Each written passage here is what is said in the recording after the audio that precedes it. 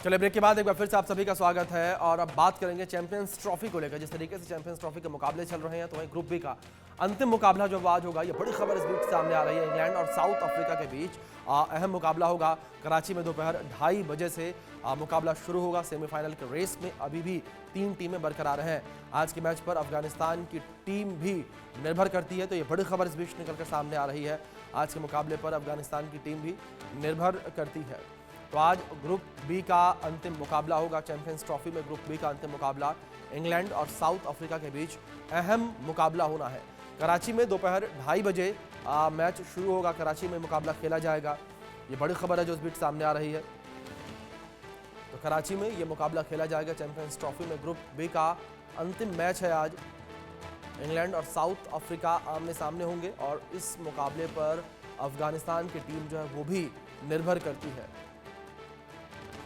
England और south Africa के बीच अहम मुकाबला होगा। ये बड़ी खबर जो इस बीच निकलकर सामने आ रही है। तो आज इंग्लैंड वर्सेस साउथ अफ्रीका देखने को मिलेगा।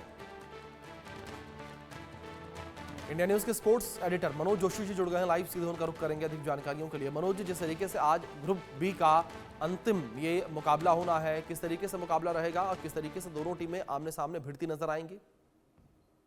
देखिए, इस मुकाबले में जो है ना, आकर्षण सिर्फ यही है कि भारत का इंडियन एंगल अगर इसमें हम ढूंढें तो यही है कि साउथ अफ्रीका तो बिल्कुल पहुंच ही चुका है। क्या वो नंबर 1 पर रहेगा या नंबर 2 पर रहेगा, भारत की रणनीति क्या होगी? क्योंकि भारत के लिए अच्छी बात यह है कि इंडिया को न्यूजीलैंड से मैच इस मैच के बाद खेलना है।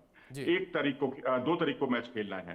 तो जाहिर सी बात है कि अब यहाँ पर जो भी परिणाम सामने आएगा, क्योंकि साउथ अफ्रीका जो है करीब करीब पहुंच चुका है सेमीफाइनल में। अफगानिस्तान की राह जो है ना वो करीब करीब खत्म हो चुकी है, क्योंकि कोई चमत्कार ही होगा। और चमत्कार ऐसे क्रिकेट में बहुत कम होते हैं, शताब्दियों में होते हैं कि अगर आपने चमत्कार में यह है कि 200 प्लस के रन से अगर आप हराते हैं, इंग्लैंड साउथ अफ्रीका को हराता है 200 प्लस के रन से, जो करीब करीब नामुमकिन लगता है। और इस तरह से अगर बॉलिंग पहले आती है तो आप 300 रन का लक्ष्य जो है 11.1 ओवर में पूरा कर लें, तब जाके अफगानिस्तान का कहीं चांस बनता है। तो इसलिए ये कहना कि भाई बहुत ज्यादा अहम मैच है, इंडियन पॉइंट ऑफ व्यू से ही अहम मैच है कि क्या वो नंबर 1 पर रहेगा या नंबर 2 पर रहेगा।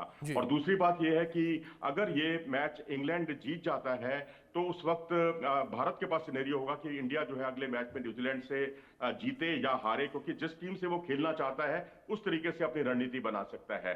तो बस यही 2 महत्वपूर्ण चीजें हैं इस मैच को लेकर कि अफगानिस्तान वर्चुअली सेमीफाइनल से बाहर हो चुका है। वर्चुअली, अब अधिकृत तौर पर आज बाहर हो जाएगा, ये करीब करीब तय है। जी मनोज जी, दूसरी जिस तरीके से आपने इंडियन टीम को लेकर जिक्र किया, भारत का मुकाबला भी कल होना है और भारत के मुकाबले को किस तरीके से आप देखते हैं? क्योंकि लगातार ये कहा जा रहा है कि भारतीय टीम जिस तरीके से अपने पहले सारे मुकाबले जीती है, तो अगर जो अगला मुकाबला भारतीय टीम हार जाती है तो ऐसे में क्या सेमीफाइनल्स में जाने की राह भारत की मुश्किल होगी या भारत का रास्ता जो है वो क्लियर है अभी से? नहीं, अभिषेक, मैं आपको क्लियर कर दूं वैसे तो कि मतलब भारत जो है सेमीफाइनल में स्थान अपना पहले ही तय कर चुका है। भारत के से कोई दिक्कत नहीं थी। न्यूजीलैंड और इंडिया दोनों सेमीफाइनल में पहुंच चुकी हैं टीमें। और रही बात दूसरी तरफ की, अब वो भी करीब करीब तय हो गया है। ऑस्ट्रेलिया भी पहुंच चुका है सेमीफाइनल में दूसरे ग्रुप से, और साउथ अफ्रीका आज पहुंच जाएगा, क्योंकि एक चमत्कार ही उससे रोक सकता है। और वो चमत्कार होने की संभावना नहीं है, क्योंकि 300 रनों को लक्ष्य पहले और फिर उसके बाद 11.1 ओवर में लक्ष्य हासिल करे इंग्लैंड, सब कुछ ही इंग्लैंड के अनुकूल नहीं हो सकता, जो नामुमकिन सा बात है। अब ये है कि अब भारत पर बहुत कुछ निर्भर करेगा कि भारत साउथ अफ्रीका से खेलना चाहता है या ऑस्ट्रेलिया से खेलना चाहता है। लेकिन ये बात तय है कि जब कोई बड़ा टूर्नामेंट होता है, आईसीसी का बड़ा टूर्नामेंट, वहां पर ऑस्ट्रेलिया को हराना थोड़ा सा मुश्किल होता है। हालांकि ऑस्ट्रेलिया की भी समस्याएं गेंदबाजी को लेकर हैं, लेकिन फिर भी ऑस्ट्रेलिया, मैं समझता हूं इंडिया साउथ अफ्रीका के खिलाफ ज्यादा कंफर्टेबल रहेगा खेलना। और वो तभी होगा या तो साउथ अफ्रीका जो है अगर ये मैच हारता है और फिर इंडिया को न्यूजीलैंड को इंडिया हराए, यानी अपने ग्रुप में हम टॉप पर रहें और साउथ अफ्रीका नंबर 2 पर रहे, या फिर साउथ अफ्रीका टॉप पर रहे और इंडिया अपने ग्रुप में 2 पर रहे। तो वो सिनेरियो जो है उस तरफ ले जाता है भारत को कि India versus south Africa in semifinal, क्योंकि T20 वर्ल्ड कप में इन्हीं दोनों टीमों के बीच में मुकाबला हुआ था और उसमें भारत ने बाजी मारी थी साउथ अफ्रीका के खिलाफ।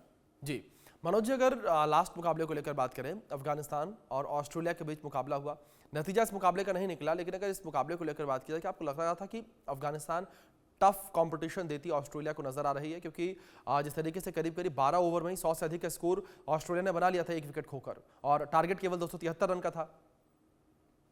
देखिए, जितने रन उसे बनाने चाहिए थे उतने रन उससे नहीं बन पाए, क्योंकि जी आप पहले बल्लेबाजी कर रहे हैं, और पहले बल्लेबाजी करते हुए मैं कहूंगा कि ऑस्ट्रेलिया ने काफी हद तक सधी हुई शुरुआत तो नहीं, लेकिन बीच के ओवरों में बहुत शानदार गेंदबाजी की। जी खासकर 30 से 40 ओवर के बीच में अफगानिस्तान के 4 खिलाड़ियों को आउट कर दिया। जो एक्सेलरेट करना चाहिए था, जो उसने पिछले मैच में, इससे पिछले मैच में जो किया था, 113 रन बनाए थे 10 ओवर में, यहां वो 70 प्लस कुछ ही रन बना पाया आखिरी ओवरों में, क्योंकि विकेट उतने नहीं थे। अकेला चना फाड़ नहीं फोड़ सकता, क्योंकि तब ओमर जई को नबी का साथ मिला था। नबी ने भी बहुत ताबड़तोड़ बल्लेबाजी की थी और एक तरह से बकियां उधेड़ दी थी उन्होंने। लेकिन अब यहां पर ऐसा नहीं था। यहां पर ऑस्ट्रेलिया ने सदी हुई गेंदबाजी की और रनों पर अंकुश लगाने की कोशिश की, विकेट लेने की बजाय। तो वो उनकी रणनीति कारगर साबित हुई, क्योंकि पहले शुरुआती अगर 10, 12, 15 ओवर आप देखेंगे तो ऑस्ट्रेलिया की वेवर्ड बॉलिंग थी। बहुत लेग स्टंप के बाहर गेंदें जा रही थी, कुछ और बहुत ज्यादा शॉर्ट गेंदें हो रही थी, और तो और स्पिनर्स बहुत ज्यादा शॉर्ट गेंदें कर रहे थे। तो ये रणनीति कुछ समझ में नहीं आई थी ऑस्ट्रेलिया की। लेकिन जी ऑस्ट्रेलिया की बल्लेबाजी क्योंकि बहुत मजबूत थी, और वो उसने दिखा भी दिया, क्योंकि जिस तरह से पहले तो 30 से 40 ओवर के बीच में बहुत शानदार गेंदबाजी, और उसके बाद बहुत ताबड़तोड़ शुरुआत। लेकिन अब ये नहीं आप कह सकते कि बारिश ने उनको हरवा दिया। अगर मान लीजिए 20 ओवर खेल भी लेते ऑस्ट्रेलिया, जी तो ऑस्ट्रेलिया की बल्लेबाजी आ भी जाती, तो डकवर्थ लुईस नियम से ऑस्ट्रेलिया मुकाबला जीत जाता। जी लेकिन जिस तरह से उनकी शुरुआत थी, जिस तरह से ताबड़तोड़ बल्लेबाजी थी, उससे ये मानना होगा कि ऑस्ट्रेलिया बहुत पेशेवर टीम है। बेशक अफगानिस्तान ने इंग्लैंड को हराया था पिछले मुकाबले में, लेकिन ऑस्ट्रेलिया जो है निश्चित तौर पर एक सदी हुई मध्यक्रम बीच के ओवरों में उनकी गेंदबाजी और शुरुआत में ताबड़तोड़ बल्लेबाजी ने मुकाबले को एक तरह से मैं कहूंगा वन साइडेड बना दिया था। जी।